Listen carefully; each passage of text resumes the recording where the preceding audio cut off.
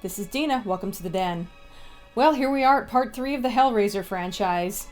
Behind the scenes, a lot happened between Hellraiser 2 and Hellraiser 3. Some of it was unused ideas, but most of it boring legal stuff that basically meant that Clive Barker's own studio lost the rights to the franchise, and it was now owned by Miramax, who several years after Hellraiser 2 decided they wanted another Hellraiser movie. And they weren't including Clive Barker. And then they were, then they weren't again. In the end, he got a producer credit with no creative control until post-production. Meanwhile, Hellraiser 3 was the first Hellraiser movie to be made in the US instead of the UK. And it shows because this is the point where it just goes full-on mainstream horror. Whether or not that's completely a bad thing, we'll get to that. The movie opens up on this poser.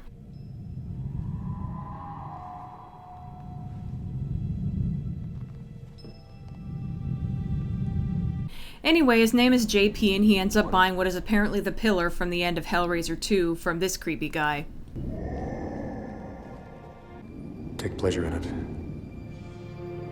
Meanwhile, a reporter named Joey is wrapping up a news story that she wasn't too crazy about having to report on. Very bored. No story, no life. Really, really pissed off. If she looks familiar, it's because she was played by Terry Farrell, who, like Andrew Robinson, was also on Star Trek Deep Space Nine. So a story breaks out somewhere else, but there's already a reporter there. But hurry, Doc. A real story with a real reporter. Lighten up. The story of your life could be right around the corner. Is the story of my life. So all her crew leaves before she does, and now she's in Silent Hill. You gotta be shitting me. Let's go. Anyway, they wheel in a guy with chains hanging off of him, and I guess we're supposed to think that this is what happens to the physical body while the soul is in hell, but why are the chains there? And I don't think the Hellraiser universe works that way anyway, since everyone in the first movie just thought Frank had disappeared. And there was no mention of Julia's body being found in Hellraiser 2. Seriously, why are these chains not connected to anything instead of coming out of a puzzle box? I think we're supposed to shrug this off as being some mystical thing that we aren't meant to understand, but that just really bugs me.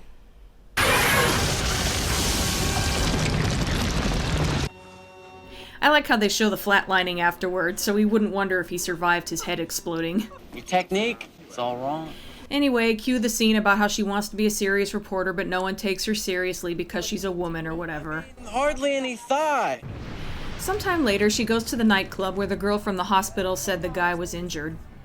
And she totally doesn't stick out like a sore thumb here. Excuse me. So it turns out this nightclub was owned by JP, the guy who bought the pillar in the beginning. I don't think I'm your type. You see, I'm out of grade school. Gee, maybe the reason people don't take you seriously as a reporter is because you're so quick to give up. A guy doesn't give you the answer you want right away and you immediately leave in a huff. Later that night, she's having a nightmare about her father being killed in Vietnam, and is woken up by a phone call from the girl in the beginning who apparently caught wind that Joey was looking for her. Her name is Terry, by the way, which I like to imagine creating amusing confusion on set. So Terry doesn't have a place to stay, so Joey offers to let her stay with her in exchange for telling her what happened to the guy in the beginning. So Terry asks about the dream, and It's my father. Oh, right. What did he used to... No. yeah, she's kind of an idiot. I have to admit that she does grow on me pretty quick, though. Just, I don't dream. Never have. No, it's just, it's really neat for me to hear about dreams. I'm jealous. She's kind of quirky. Hey, this is great, isn't it? I mean, just, two girls talking, having a conversation. Good coffee. Terry, something awful happened to that boy, and I have to know what it was. Chains. Where did the chains come from? It's weird, but there are a couple shots in this movie that look like they were made with 3D in mind. Said it came out of this. Back in the Boiler Room Club, JP notices the puzzle box-shaped hole in the pillar and hears sounds coming from it. So naturally, he blindly sticks his hand in there.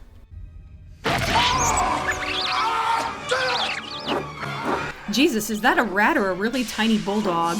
So anyway, kind of like how Larry's hand injury in the first movie got blood on the floor, which started Frank's resurrection, JP's blood gets on the pillar, which absorbs it in a similar way, and I think we know where this is going. The next morning, Terry mentions that the puzzle box came from a store, the one from the beginning, so they go down there to check it out, and of course it's been closed for a long time. However, it's not empty, so they at least didn't go the cliche bit where it's been abandoned for years. They break in and do some digging and find out that the pillar came from the Channard Institute, though the mattress was in Channard's home in the previous movie. Hey, Joey. Check it out. Back at the boiler room, JP singles out this particular blonde chick. You're JP Monroe, right? That's right. And this is your club? Right again. Great club. And good lord, she's a bad actor. Not that he's much better. Don't put yourself down. If you have quality, you should be proud of that. Anyway, they end up banging. I'll be honest, a big reason why JP rubs me the wrong way is because he feels like an ex-B of Frank. Kind of the general look of him, along with how he's into dark stuff and he's a hedonist. But what made Frank interesting is that he took his shit seriously and he traveled the world looking for something to scratch that itch. The opening scene in the first movie where he's buying the puzzle box takes place in Morocco, not to mention that he's dangerous and has an actual edge to him. Meanwhile, JP is this little rich brat who can just buy whatever he wants, is apparently happy with just banging tons of women, and he just feels like a pale imitation who is trying to be edgy with his silly bangs and cowboy boots. Also, he thinks his own climax is so epic. I just can't leave this alone. I'm just not interested. Oh, like I'm not an interesting person? Now get dressed and get out of here. You bastard! Lady, what did you think he wanted from you? Come on, a guy doesn't immediately bang you because he cares about your opinions. I mean, I know I'm supposed to feel sorry for her, but she's just so lacking in common sense that it's hard to...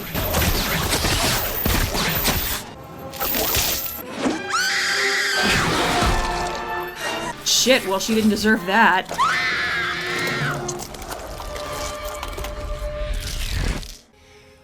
Jesus Christ! Not quite.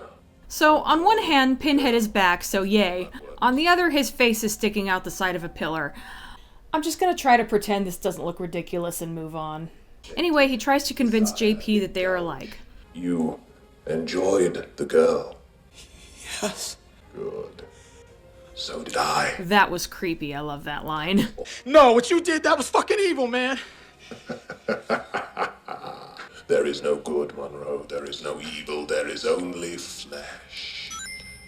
The patterns to which we submitted. No fucking way. Oh, how touching. That is the gun you used to kill your parents. So apparently JP killed his parents so he could inherit their money. Nice. Their fortune was so tempting, their affection so conditional. What else could you do? And no, he's still a poser. Show, don't tell movie. You haven't convinced me that I should be afraid of this guy. Really, movie? Now, can we talk sensibly? So Pinhead has all joined me and together we can rule the galaxy as father and son, or something. Imagine a world of the body as canvas, the body as clay, your will and mine as the brush and the knife. And JP seems pretty much convinced. I just want to point out that up until this movie I could not bring myself to edit or talk over Pinhead's dialogue, and now I'm glossing over it.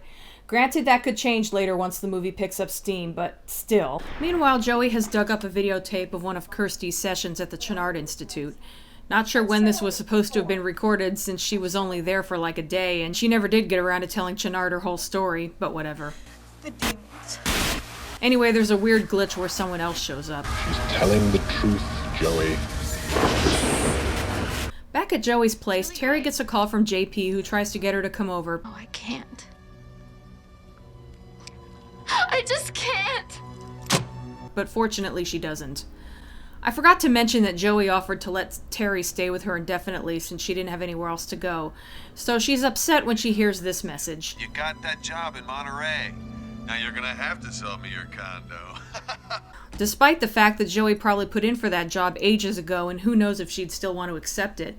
And if had she just talked to Joey about it, she could have saved both of them a lot of trouble in the end. Like I said, Terry's an idiot. So obviously Joey comes home to find that Terry has left. Later that night, she has one of those nightmares again. Only this time a new character appears. Joey, welcome. The same guy who shows up in the video. And then he shows up on her TV after she wakes up. You have to help me. Meanwhile, Terry has gone back to JP. Naturally, he keeps trying to lure her toward the pillar to feed Pinhead. I want to tell you it's all right. Okay, that's funny. Oh, no.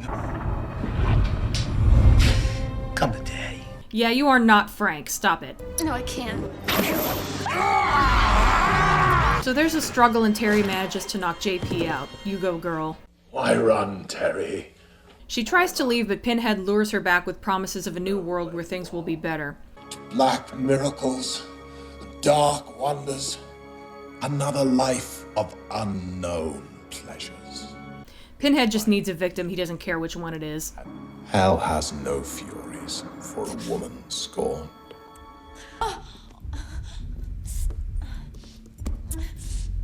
God, she's so weak and pathetic. I'm guessing this probably isn't meant to be funny, but I find it hilarious anyway.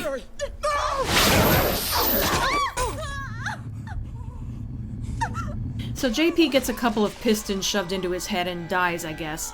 I just realized that Pinhead didn't actually consume him like he did to the bimbo from earlier, so... Yeah, why did he need another body before being able to bust out of the pillar? Anyway, get ready for one of my favorite shots of Pinhead from the entire series.